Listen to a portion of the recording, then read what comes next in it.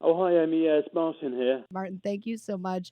You and your band are doing a pretty big thing, a celebration tour of Aqualung turning 50. How old do you feel? How old do I feel? Younger than my number suggests. I could brag.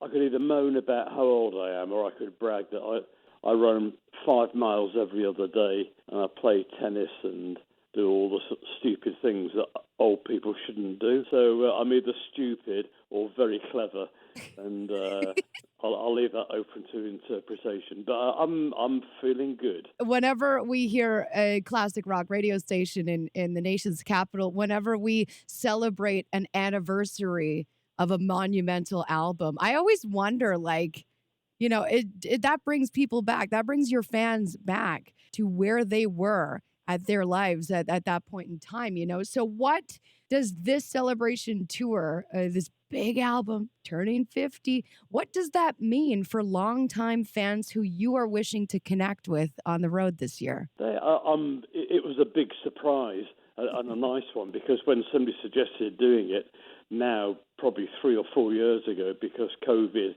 sort of postponed this tour for 2 years, so it's a bit late. But I wasn't sure. A lot of bands do these sort of concept tours of, big hoo-ha about something. But I looked at the album, and the more I looked at the tracks, I just thought, this would make a great set of music.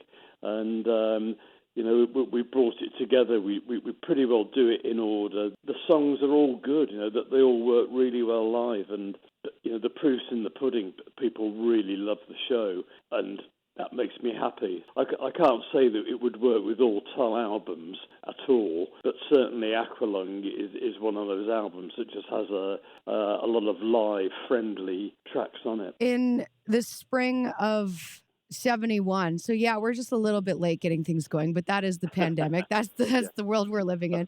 In the spring of 71, when Aqualung was, initially released to the public, it really did change the game for progressive rock. Like if that was even what the official title, what the labels were calling you, at the time, it kind of helped bring a unique sound and a vibe to the mainstream.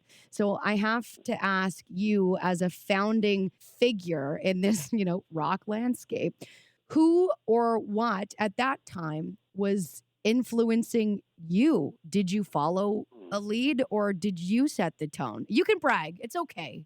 I can name drop. I think both. I was immersed in this crazy world of rock superstars. We were playing with every famous band on the planet. We were meeting them. I was listening to them play, getting inspiration, I think, more than ideas. But it was a great time for music, and all these bands like the Led Zeppelin, Pink Floyd, The Who, The Stones, that they're all finding their feet musically. That they're all sort of really, in my mind, taking a firm direction in where they wanted to go. And the same with Tull. We're just sort of finding our feet. But certainly Aqualung cemented that, because we had that combination of acoustic and electric music that really set us apart from other bands. But it was exciting times. I saw so many great musicians, so many great bands. I didn't want to be like any of them yet musically, but I just loved being around them and listening to them play. Did you work with Tony Iommi? Well, I know him, but I never actually worked with him, because Tony was in the band very briefly. For a couple weeks, eh? Yeah, very briefly. And then he'd had enough. Tony's found his place he wanted to be, and I think musically he realised it wasn't for him. And lo and behold, Black Sabbath is a fantastic alternative for him. So I've met him over the years, and he's from Birmingham, England, where I'm from. So we have a lot in common. We get on really well, and I'm so pleased that he did well and in his genre of music, and have great respect for him. It's really cool that you mention bands like the Who or the Stones, and so many of these artists, including bits and pieces of Pink Floyd. So many of these artists are touring and are still making Yeah. new music or contributing to today's musical landscape. So, who is inspiring you today? Very few, it's like a gem.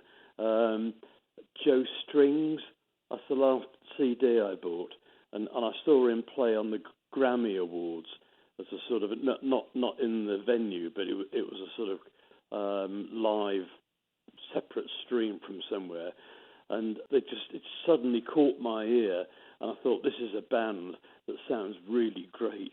I don't know if you know of him at all, but they're sort of bluegrass. No, are you talking about Billy Strings? Did I say yeah? Maybe Yeah, I've got the Billy name wrong. Strings. I love Billy Strings. I didn't Oh, good. imagine I've you and got the. I would be talking about Billy Strings right now. I'm a Oh, huge okay. fan. Oh, good. Sorry, I got the first name wrong. Well, I was thinking Joe No, I Strummer just when you loved said it. that, and I was like, oh, okay, well, we can Yeah, go a few okay. directions. Yeah, that's his brother. Yeah, yeah. No, I bought the CD, and you know what? It's a great CD as well. And how many CDs do you buy where you after the first track you're disappointed?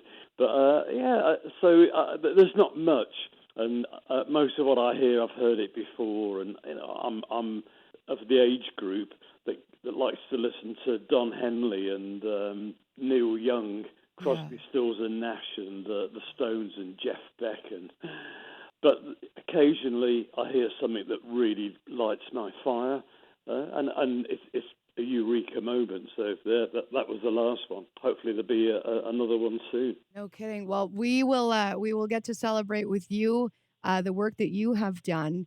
July 6th, you're coming to the Shenkman Arts Centre here in the capital. When was the last time you might have been, in our neck of the woods? Well, I know Ottawa really well. As I said before, I'm a keen runner, so I know exactly where I'm going to go running before I even get there along the canal. I was gonna say, Uh, yep. Yeah, I know it. I know it before I get there. So I have a. We used to have a place in BC as well that we used to in Fernie. So I have a great affiliation with Canada and Canadians.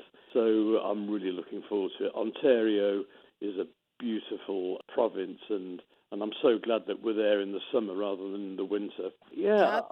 I'm just looking forward to it. We'll catch up with you right after Canada Day too. So we'll save some fireworks for you and the Oh, guys. good. I'll celebrate with you. Where can your fans follow you? Facebook, on my name, I guess. My daughter does it for me. I have a website, martinbarre.com. I think people find me quite readily. It's an unusual name. There's no confusion. There's no Billy and Joe Strings going on there. That could be your side project, so perhaps some progressive bluegrass. I mean, that's what the world needs. Yeah, I tell you what, they can play, and they're youngsters that they knock the spots off me. But I love it when I hear great music played like that. That really inspires me to get back in my studio and pick up the guitar again. Keep the fire going for sure. Martin, thank you so much for carving out time to chat with us, your fans in Ottawa. And we will all be looking forward to the show. We've got tickets to give away. So thank you so much for making it work for us. And enjoy your dinner because there's a time change here. So I really appreciate it, Martin. Thank you so much. You're very welcome. Thank you, Amy.